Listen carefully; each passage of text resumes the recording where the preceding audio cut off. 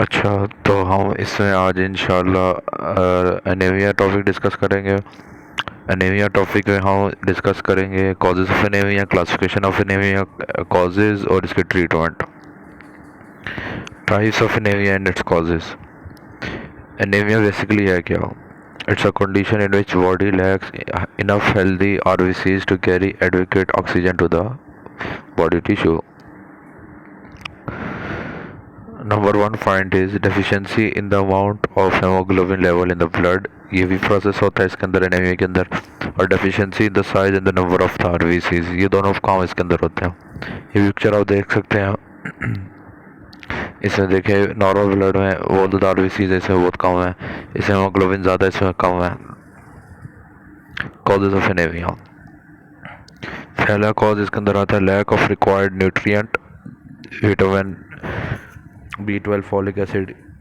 ये एक इसकी टाइप है जिसमें vitamin B12, folic acid auto immune disorder की वजह से कम होता है और वो एनीमिया आगे कॉज कर देता है। फर्दर अभी मैं आगे बताऊंगा कैसे करता है। एक ब्लड लॉस एनीमिया, एक जेनेटिक एबनॉर्मेलिटीज़ है, sickle cell anaemia, under production of erythropoietin, kidney disease. Erythropoietin की अंडर प्रोडक्शन होती है, वो एरिथ्रोपोइटिन नहीं आता, और जब वो नहीं आता तो फिर आरबीसीज में कमी आ जाती है, वो एनीमिया। और एक क्रोनिक डिजीज़ जिसको कहते हैं परनीशियस एनीमिया। अब आगे आ जाए, ये थी कॉजेज़। अब आते हैं इसकी क्लासिफिकेशन। मॉर्फोलॉजिकल जो होगी क्लासिफिकेशन, उसमें नॉर्मोसिटिक, मैक्रोसिटिक, माइक्रोसिटिक। इसमें एमसीवी मीन कॉर्पस्कुलर वॉल्यूम के थ्रू हम मेजर करते हैं। नॉर्मोसिटिक में ये 80 to 100 FL होता है, और मीन कॉर्पस्कुलर वॉल्यूम यानी साइज़ मैक्रोसिटिक में ग्रेटर हो जाता है 100 FL से इसका साइज़। मीन कॉर्पस्कुलर वॉल्यूम इसका साइज़ बताता है आरबीसी का। और माइक्रोसिटिक में 80 से भी डिक्रीज हो जाता है। माइक्रोसिटिक यानी बहुत स्मॉल साइज आरबीसीज, मैक्रोसिटिक बहुत बड़े आरबीसीज, और नॉर्मोसिटिक नॉर्मल आरबीसीज। पैथोजेनिक, अगर ब्लड लॉस बहुत ज़्यादा ब्लीडिंग हो तब एनीमिया हो जाता है। अगर आरबीसी की प्रोडक्शन बहुत कम हो जाए तब भी एनीमिया हो जाता है, क्योंकि लेस आरबीसी बनेंगे तो लेस आरबीसी बॉडी में होंगे। और अगर डिस्ट्रक्शन प्रोसेस, आरबीसी का तबाह होने वाला प्रोसेस बहुत ज़्यादा हो जाए तो वो भी एनीमिया होता है। मैगेलो ब्लास्टिक एनीमिया। तो मैगेलो ब्लास्टिक एनीमिया जो है, ये टाइप ऑफ मैक्रोसिटिक एनीमिया है जो करेक्टराइज्ड है by very large structural abnormalities. अगर मैं इसको ऐसे देखूं,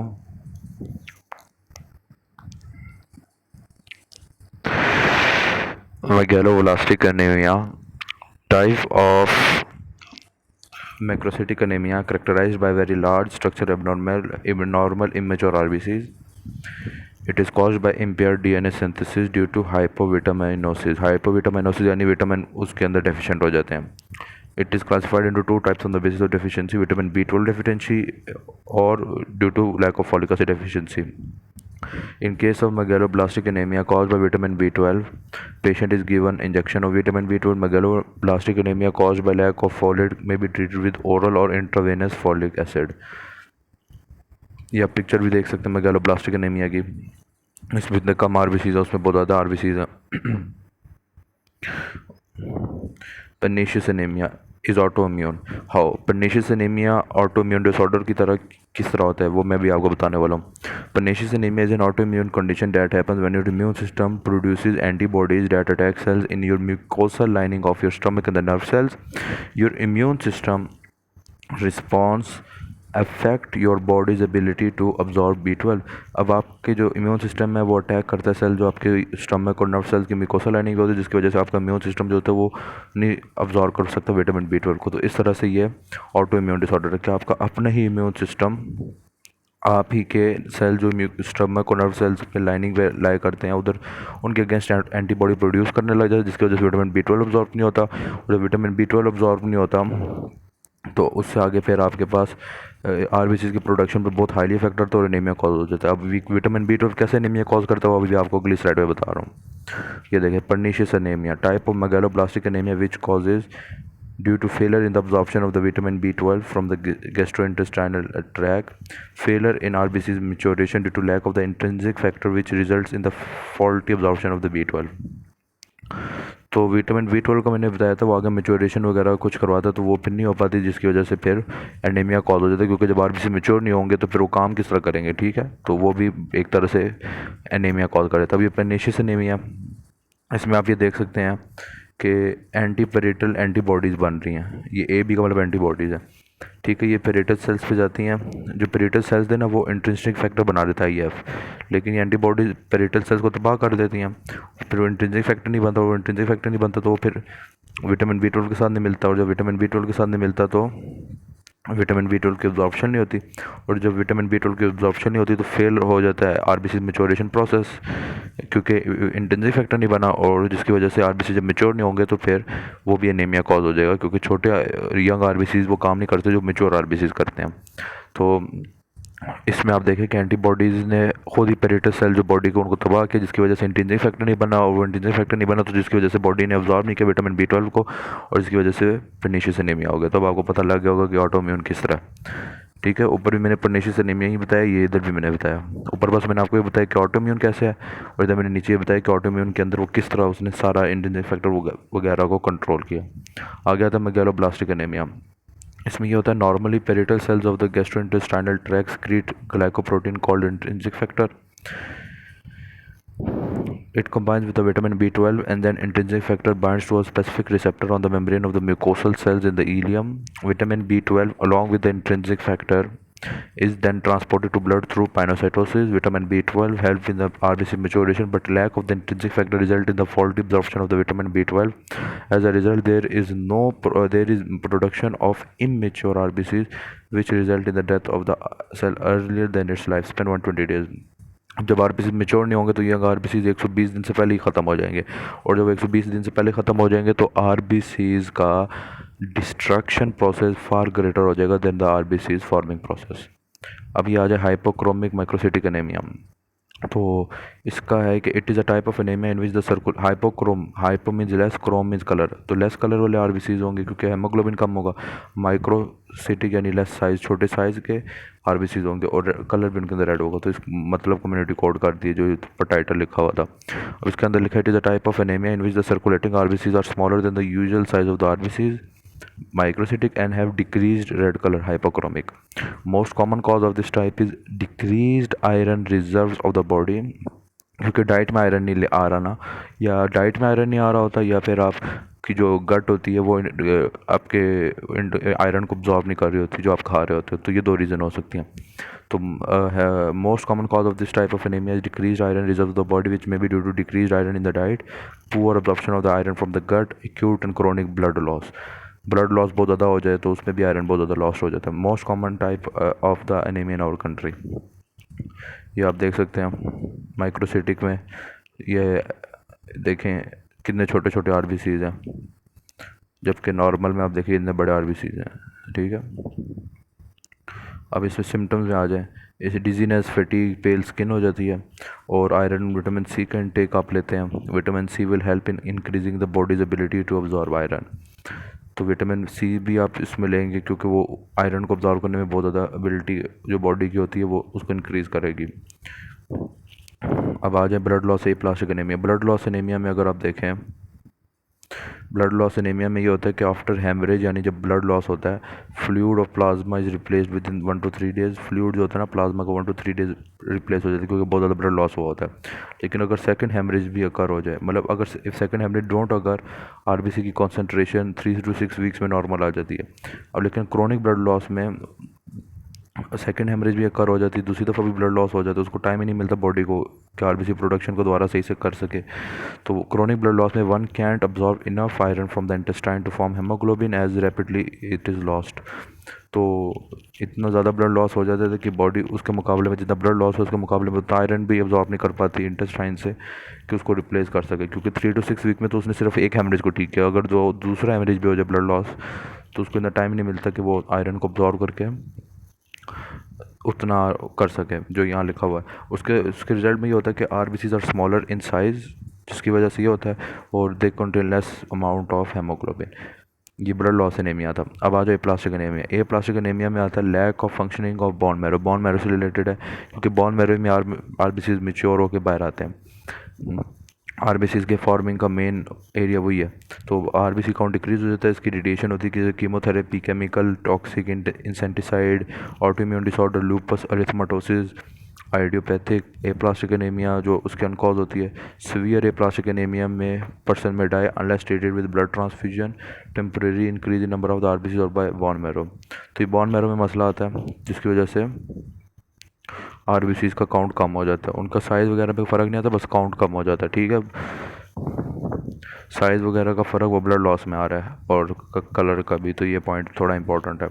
haemolytic anaemia, haemolytic anaemia is a condition जिसमें आरबीसीज का जो डिस्ट्रक्शन रेट है वो फार ग्रेटर हो जाता है देन इट्स फॉर्मिंग रेट।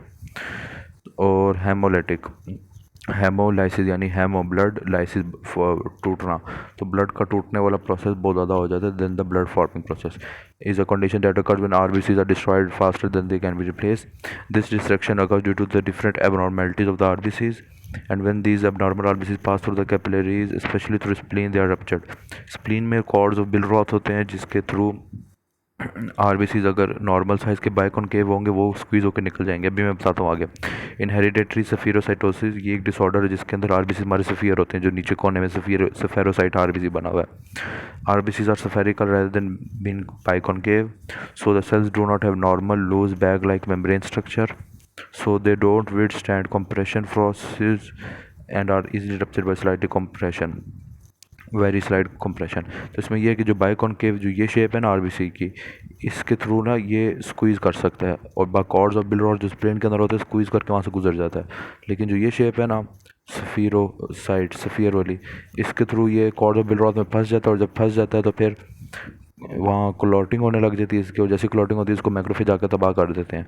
तो जैसी सफ़ियर होता है वो आरबीसी की, जब सफ़ियर आरबीसी होता है तो वो डिस्ट्रक्शन कॉज करता है आरबीसी की, उनको ख़त्म करने लग जाता है, ठीक है। अब आ गया सिकल सेल एनीमिया। इसमें ये होता है, देखो सिकलिंग होती है, सिकलिंग की वजह से सिकल सेल मतलब सिकल शेप्ड, तो ये इसमें क्या इसमें हेमोग्लोबिन एस की वजह से जेनेटिक फैक्टर होता है जिसकी वजह से ये सिकल सेल शेप्ड हो जाता है और ये क्लॉटिंग हो जाती है। जब ये फंस जाता है ब्लड कैपिलरीज में तो आरबीसीज को आगे डिस्ट्रॉय कर जाते हैं वो डब्ल्यूबीसीज। तो जब डब्ल्यूबीसीज को आगे डिस्ट्रॉय करने लग जाते हैं तो डिस्ट्रक्शन की वजह से आरबीसी का काउंट बहुत हाईली लेस हो जाता है, तो ये भी एनीमिया बना देता है। In sickle cell anaemia RBC is a faulty beta chain containing hemoglobin called hemoglobin S. The cell containing this hemoglobin S become sickle shaped, they become highly fragile। और ये जो है ना लास्ट प्रोसेस फोर्थ, ये थोड़ा positive feedback है, ध्यान से देखना। इसमें लिखा low oxygen tension in tissues causes sickling which leads to ruptured RBCs which cause further decrease in the oxygen tension and result in more sickling and RBC destruction। अब देखो इसमें क्या लिखा, लो ऑक्सीजन टेंशन जो होता है ना tissue में वो कॉज करता है सिकलिंग को। अब जब सिकलिंग कॉज हुई, लो ऑक्सीजन टेंशन जितना ज़्यादा हुआ सिकलिंग उतनी ज़्यादा हुई, सिकलिंग जितनी ज़्यादा हुई इतनी रप्चर आरबीसीज का जो प्रोसेस है उतना बढ़ गया, जितना आरबीसीज के रप्चर प्रोसेस का बढ़ गया वो फर्दर ऑक्सीजन टेंशन को उतना ही डिक्रीज़ करने वाले प्रोसेस को और ज़्यादा बढ़ा देगा और वो फर्दर जाके आगे सिकलिंग को भी और ज़्यादा बढ़ा देगा और फर्दर आगे जाके आरबीसीज डिस्ट्रक्शन को भी ज़्यादा बढ़ा देगा। तो एक तरह से ये एक पॉजिटिव फीडबैक की विशेष साइकिल होती है। ये आप देख सकते हैं किस तरह सिकलिंग हो गए फंस रहे हैं। जब ये सारे फंस रहे हैं तो अब इधर आके ना इन्होंने कैपिलरी को ब्लॉक कर दिया, तो डब्ल्यूबीसी आके इनको डिस्ट्रॉय कर देंगे ताकि कैपिलरी खुल जाए। लेकिन डिस्ट्रॉय करने से ये होगा कि हमारे आरबीसी बहुत कम हो जाएंगे और फिर ये एनीमिया हो जाएगा और फिर इस एनीमिया को हम सिकल सेल एनीमिया कहेंगे। अब एरिथ्रोब्लास्टोसिस फेटालिस पे आ जाए। इसमें दरअसल ये होता है कि RH नेगेटिव मर्दर होती है, उसने मैरी किया होता है RH पॉजिटिव पर्सन के, जिसकी वजह से जो फीटस के स्टमक में होता है वो RH पॉजिटिव होता है। और जब RH पॉजिटिव बेबी का ब्लड थोड़ा सा ब्लीक होकर RH नेगेटिव मदर में आ जाता है जिसके अंदर कोई एंटीजन कोई एंटीबॉडी नहीं होती और RH पॉजिटिव के अंदर एंटीजन होता है, तो जब वो एंटीजन मदर के अंदर आता है तो फिर वो एंटीजन इंड्यूस कर देता है एंटीबॉडीज़ को। तो फर्स्ट प्रेगनेंसी तो फिर भी बहरहाल बच जाती है, लेकिन अब एंटीबॉडीज़ फर्स्ट प्रेगनेंसी इंड्यूस कर चुकी होती है। तो जब सेकेंड प्रेगनेंसी होती है RH पॉजिटिव के फीटस के साथ तो वो एंटीबॉडीज़ जाती हैं प्लेसेंटा को क्रॉस करती है और बेबी के अंदर जाके उसके डी एंटीजन पे जाके अटैक करने लग जाती है आरबीसीज को जो डी एंटीजन कैरिंग होते हैं, और क्योंकि उसी के अगेंस्ट एंटीबॉडीज़ बनी होती है ना फर्स्ट प्रेगनेंसी में, और बेबी के अंदर सीवियर एनीमिक कंडीशन कॉज कर देती है जो आगे जाके उसके अंदर जॉन्डिस और बहुत सी ऐसी चीज़ें पैदा कर देती है। तो हेमोलाइसिस और फीटल आरबीसीज ये कॉज कर देते हैं। तो इसको ये होता है कि इसको ट्रीट करने के दो तरीके होते हैं, एक तो ब्लड ट्रांसफ्यूजन आप दे सकते हो नंबर 1 पॉइंट, नंबर 2 पॉइंट आप इसको ड्रग मदर को आई थिंक सो इस तरह दे सकते हैं ड्रग के, वो एंटीजन जो होते हैं ये फीटस को कि वो एंटीजन जो होते हैं वो फीटस के कवर कर देते हैं, और अगर फीटस का ब्लड लीक भी हो जाता है तो उसके एंटीजन कवर्ड होंगे, तो वो एंटीजन जब कवर्ड होंगे तो मदर का इम्यून सिस्टम उसको डिटेक्ट करके एंटीबॉडीज नहीं बना सकेगा। तो यही लिखा हुआ है, R H negative mother before pregnancy, फिर pregnancy with R H positive foetus, फिर placental separation, maternal sensitization to R H positive blood, वही के निकल के जब गया तो वो एंटीबॉडीज मदर में बन गई। Next pregnancy with R H positive foetus, maternal anti R H antibodies enter foetal circulation, anti R H antibodies foetal circulation के आरबीसीज को डिस्ट्रॉय करती है और उसको हेमोलाइसिस कर देती हैं। और ये लिखा हुआ है erythroblastosis fetalis is a haemolytic anaemia in the foetus caused by the transplacental transmission of the maternal antibodies to the foetal RBCs. The disorder usually result from the incompatibility between the maternal and the fetal blood groups, often Rh-D antigens. Rh positive in the fetus are attacked by the antibodies from an Rh negative mother. These antibodies make Rh positive cells fragile, leading to rapid rupture and causing the child to be born with a severe cause of anemia, a serious cause of anemia. Blood transfusion, तो ये भी आप समझ लो इसके साथ ही, if you are RH positive, अगर आप RH positive हो, then you have an RH antigen on a red blood cell but you cannot make antibodies because they would attack your blood. क्योंकि अगर आपने एंटीबॉडीज़ बना दी, आप RH पॉजिटिव हो, आपके पास तो डी एंटीजन है, तो आपकी जो एंटीबॉडीज़ है वो आपके डी एंटीजन के साथ ही अटैच होगी, क्योंकि उसी की पैरेलल एंटीबॉडीज़ बनी है ना। होप्स आपके पॉइंट समझ आ गया होगा। जैसे ए है, ए एंटीजन, अब ए एंटीजन के अगेंस्ट जो अगर ए एंटीबॉडी आएगी वो उसी को ख़त्म कर देगी ना, इसलिए ए एंटीजन वाले बंदे के पास बी एंटीबॉडी होती है। तो आर एच में तो ऐसा केस नहीं होता, डी एंटीजन है तो ऐसा नहीं होगा कोई और एंटीबॉडी होगी, डी एंटीजन की डी एंटीबॉडी होगी, क्योंकि इसमें वो इतना बड़ा ब्लड ग्रुप नहीं है ए बी ओ वाला कि ए है तो बी होगा, बी है एंटीजन है तो उसके ए एंटीबॉडी होगी, ऐसा नहीं होता। तो अगर आपके पास इधर डी एंटीजन है, आप आर एच पॉजिटिव हो, तो आपकी बॉडी एंटीबॉडी नहीं बनेगी क्योंकि वो आपके ब्लड को ही ख़त्म कर देगी। तो इसलिए आर एच पॉजिटिव वाले बंदे के पास जो पहला पॉइंट है, इसका मतलब ये कि पहला पॉइंट का मतलब ये कि आर एच पॉजिटिव वाले बंदे के पास सिर्फ और सिर्फ डी एंटीजन होगा, कोई एंटीबॉडी नहीं होगी, ठीक है। तो ये आर एच पॉजिटिव एंटीजन है, वो जो नहीं प्लस बना हुआ ऊपर, वो आर एच पॉजिटिव है। अब आप आ जाओ सेकंड पॉइंट पे, सेकंड पे लिखा है if you are R H negative then you do not have then R H negative antigen and your body can make antibodies to R H negative. आप अगर आप आर एच नेगेटिव, आपके पास antigen तो नहीं है, लेकिन अगर आपके अंदर आर एच इंड्यूस हो जाता है ब्लड आर एच पॉजिटिव वाला जिसके अंदर डी एंटीजन है, तो वो आपके immune system are H positive के डी एंटीजन को देख के आपके अंदर एंटीबॉडीज़ बना देगा, और वो antibodies are H positive person के अंदर जाकर उसको तबाह कर देंगी, जैसे एरिथ्रोब्लास्टोसिस फीटालिस में हुआ। इसलिए ये लाइन लिखी है, people who R H positive can receive R H positive और R H negative blood. R H positive जिनके अंदर डी एंटीजन होता है वो R H positive D antigen वाला ब्लड भी ले सकते हैं, क्योंकि वो भी तो R H positive D antigen ही है ना, डी एंटीजन ने भी अंदर आके कुछ करना तो नहीं है, ठीक है। क्योंकि जो आर एच पॉजिटिव है उसके पास एंटीबॉडीज़ नहीं है, तो आप उसको आर एच पॉजिटिव वाला ब्लड भी दे सकते हो क्योंकि उसके अंदर भी एंटीबॉडीज़ नहीं है। और आर एच नेगेटिव वाला ब्लड जिसके अंदर क्या कहते हैं, कुछ भी नहीं है, एंटीजन भी नहीं, एंटीबॉडी भी नहीं है, ठीक है ना, वो भी आप दे सकते हो। Because they do not have antibodies, क्योंकि इन दोनों के पास एंटीबॉडीज़ नहीं होती, are H positive are H negative के। आर एच नेगेटिव के पास उस टाइम एंटीबॉडी होती है जब इसके अंदर आप आर एच पॉजिटिव ब्लड डालते हो और वो आर एच नेगेटिव रिसीवर का ब्लड होता है, क्योंकि फिर रिसीवर का ब्लड फिर इम्यून सिस्टम देखता है और वो इम्यून सिस्टम उसके अगेंस्ट एंटीबॉडीज बनाता है। लेकिन जब आप आर एच नेगेटिव ब्लड खुद दे रहे हो तो आर एच पॉजिटिव को, तब तो इम्यून सिस्टम नहीं होता ना आर एच नेगेटिव वाले का, सिर्फ ब्लड होता है, इसलिए वो फिर इफेक्ट पैरेलल हो जाता है। आपसे ये पॉइंट समझ आ गया होगा। तो ये लिखा है because they do not have antibodies to attack the R H antigen, people who are R H negative can only get R H negative blood because their R H plus antibodies will destroy any R H positive blood. मतलब जो are H negative person होगा ना, अब दूसरी line ये लिखी है, वो सिर्फ आर एच नेगेटिव पर्सन से ले सकता है जिसके अंदर कोई एंटीजन नहीं होगा, क्योंकि आर एच पॉजिटिव वाले के पास तो एंटीजन होगा, अगर वो उसको ब्लड देगा तो उसके एंटीजन से एंटीबॉडीज़ बनेंगी और वो फिर कोगुलेशन शुरू हो जाएगी, ठीक है। ये पॉइंट भी हो गया। अब आ जाते हैं how thalassaemia cause anaemia. Thalassaemia autosomal disease है, जेनेटिक डिसऑर्डर है, रिड्यूस रेट ऑफ सिंथेसिस करता है, और ग्लोबिन चेंज में जो हेमोग्लोबिन बनाती है और reduce synthesis of globin change जब करता है तो उसकी वजह से फॉर्मेशन हो जाती है नॉर्मल हेमोग्लोबिन की, और वो फिर आगे जाके एनीमिया कॉज करता है, क्योंकि हेमोग्लोबिन आरबीसी को सही करता है।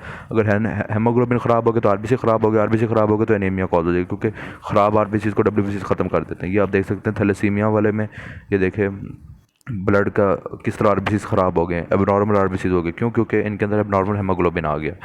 तो एबनॉर्मल आरबीसीज को भी फिर ख़त्म कर देते हैं, जैसे ही डब्ल्यूबीसीज को ख़त्म कर दे तो आरबीसी काउंट कम हो जाता है और फिर ये एनीमिया कॉज हो जाता है। तो इसलिए थैलेसीमिया भी एनीमिया कॉज कर देता है। एंड में ये है सिनेरियो, इसमें ये लिखा है कि Sheila is a 20-year-old female, she is a college student, claims to have not have enough time to eat regular basis, she notice that harder to get up in the morning, very fatigue, short of breath frequently, तो she has cold hands, feets and craves ice of daily, is she anaemic, yes. और ये हाइपोक्रोमेटिक microcytic anaemia से कार्य, क्योंकि आप देखो इसकी diet अच्छी नहीं यानी ये आयरन नहीं ले रही। अब देखो इसमें क्या बताया था मैंने आपको हाइपोक्रोमिक में, ये देखना लास्ट वाले का, ये देखो इसमें ये था ना कि आपकी डाइट अच्छी नहीं है तो आपका आयरन अब्जॉर्व नहीं हो रहा, तो डाइट अच्छी नहीं है तो आयरन अब्जॉर्व नहीं हो रहा, तो इसको हाइपोक्रोमिक माइक्रोसिटिक एनीमिया हो गया।